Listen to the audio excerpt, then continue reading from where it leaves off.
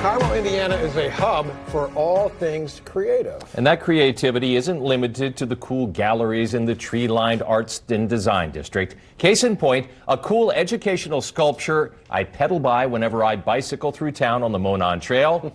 Let's meet the artist. The sculpture is large, a perfect dimension to inspire the curiosity of a child. The black veins upon the butterfly wings are as bold as the lines in a coloring book, creating the perfect boundary to swaths of sunny gold.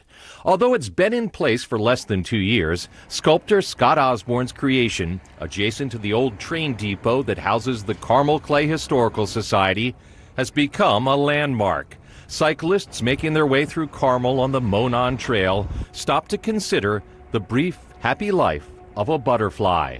They had this idea that they wanted to turn their left side of their building into a little butterfly garden, and they wanted a sculpture to accent it. Scott works largely in metal, dense, solid steel, even when creating the velvet wings of a butterfly or the subtle, spongy caterpillar that precedes it.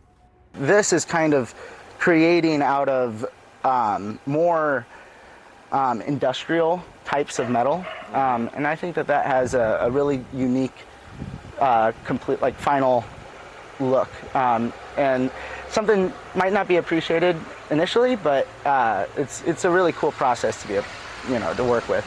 We're here in Scott's shop where he created the butterfly and all of the surrounding sculptures. This is also where he makes his own tools. Case in point, when it's finished, this will be a 4-horsepower belt sander made by Scott. Scott didn't begin making such implements until he was fully immersed in his art studies at IUPUI's Herron School of Art and Design. Once he moved from illustration to sculpture, he began creating both tools and art using found objects. I try to implement a found object into most of my work, but specifically this one, every single one of the critters has an auto body part built into it. Now, whether you can see it or not is kind of the fun part. It's almost like an I Spy. When I spoke with Scott, we were just hours away from the sculpture and the entire depot being temporarily removed from the heart of Carmel.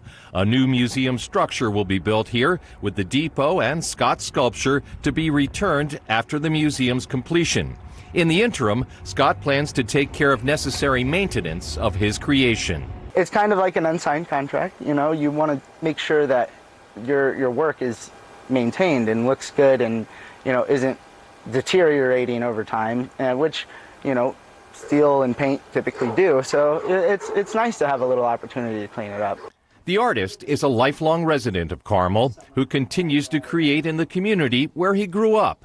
So it should come as no surprise that he was touched when Carmel commissioned him to create this educational sculpture. But it's also, I just really appreciate them giving me the opportunity. I'm very grateful, honored actually, and I think, it's one of the coolest communities to be a part of.